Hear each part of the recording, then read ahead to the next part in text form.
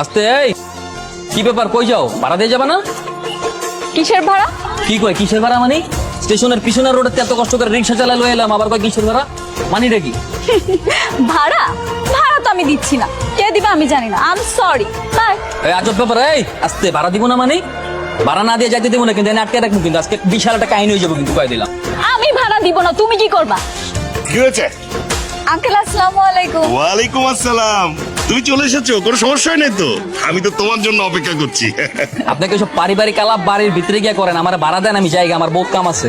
এই তুই এখানে কি করিস? আমি এই হুদাই এই নেই, আপনার মেয়ে আমার লয়ে এসেছি, কামে আইছি। আপনি আমার ভাড়াটা দিয়ে তাড়াতাড়ি বিদায় করেন, আমার বহুত কাম আছে।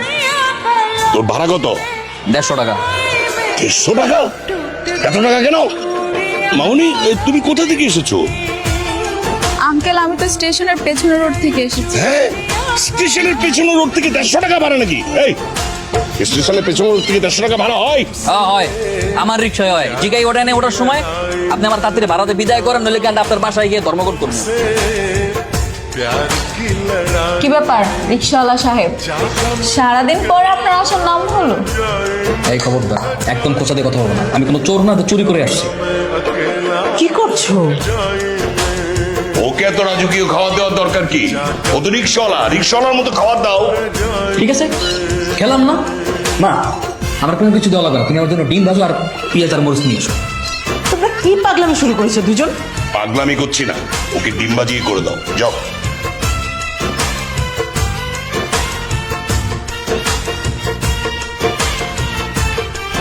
আমি বাবা, কি সমস্যা তোমার? হ্যাঁ, এরকম সকাল সকাল ঘুমতো অবস্থায় পানি না মারলেও তো পারতাম। পানি মারছো কেন? পৃথিবীর কোন রিক্সাওয়ালা সকাল 10টা পর্যন্ত ঘুমায় না। তোরে কালকে রাত্রে আমি কি বলছিলাম? কি কি বলছিলা?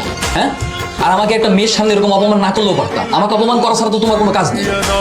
হয়েছে হয়েছে, তাড়াতাড়ি করো, এমনি আমার দেরি হয়ে যাচ্ছে। 5 দিন যদি দেরি করে যাই স্যার তো বলবে মেয়েটা একদম কেয়ারফুল না। তোমার জন্য বকা শুনতে পারবো।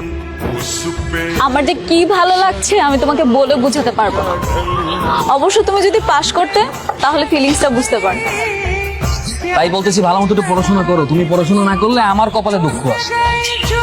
কেন তোমার কপালে কি দুঃখ থাকবে? কারণ আমি যে রিক্সা চালাই, তুমি যদি পড়াশোনা না করে ফেল করো, তোমার বাবা আমার বাবার সাথে কথা বলে তোমার সাথে আমার বিয়ে ঠিক করো। জীবনেও না, আমি মরে গেলেও 2বার ফেল করা রিক্সাওয়ালাকে বিয়ে করবো। তোমার মাথাটা একদম গেছে, যাও তো তাড়াতাড়ি। টাকা কি বাতাসে ওড়ে নাকি?